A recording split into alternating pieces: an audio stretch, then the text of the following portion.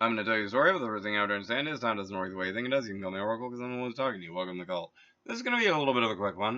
First, content advisory. This is about the part of the Kama Sutra that I'm actually going to abridge, mainly because, well, it's basically the BDSM part of it, and like normally I'm all about like not abridging stuff, but like some of the practices at outline just don't sound safe by themselves, and like the part that I am going to read is like um are basically the disclaimers. Um,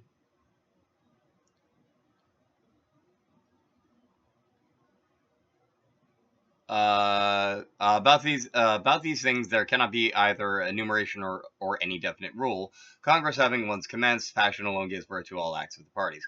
So basically, it says that it's basically very hard to have rules about this sort of thing, um, which is true and it's untrue.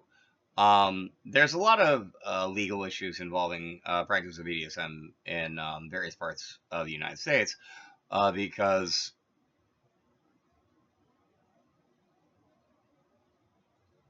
you know, without the consent, it's assault. Like, it just is. Um, but there being consent there, that makes it a different thing entirely.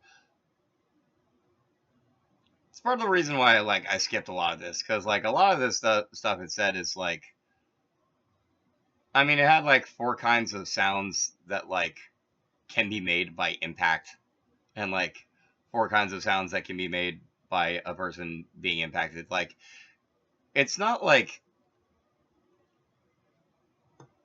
I feel like most subs or doms who read like chapter 7 part 2 of the Kama Sutra would be like, that's not okay. That's too much. That's too much. That's too much. Now admittedly there'd be a couple of them who'd be like, that's just right. And those are the ones that generally speaking I'm like, wow, that's a bold choice. No thank you. Um All right. Now, such passion actions and efforts, gesticulations, or movements which arise on the spur of the moment or and during sexual intercourse cannot be defined and are as irregular as dreams.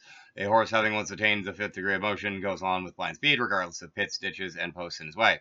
And in the same manner, a loving pair become blind with passion in the heat of congress and go on with great impetuosity, paying not the least regard to excess. Basically, that's a warning to if you're going to do BDSM to make sure that like, you have safe words and stuff, and like, basically, it's a reminder that when there's 2 people in a scene, that it's both of their responsibility to be able to rein themselves in because no one else is going to be able to do it. Um,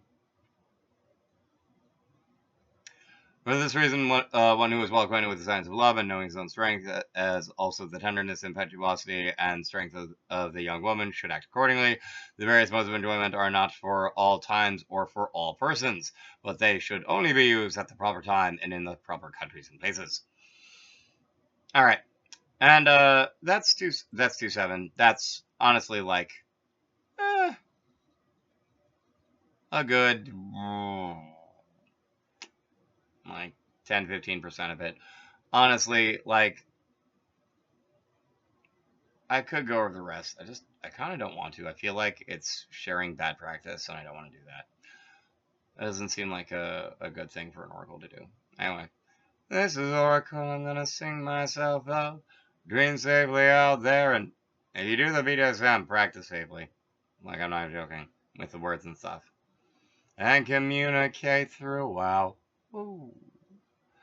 Until then, dream safely. Thanks for watching me. See you all out there out in the way.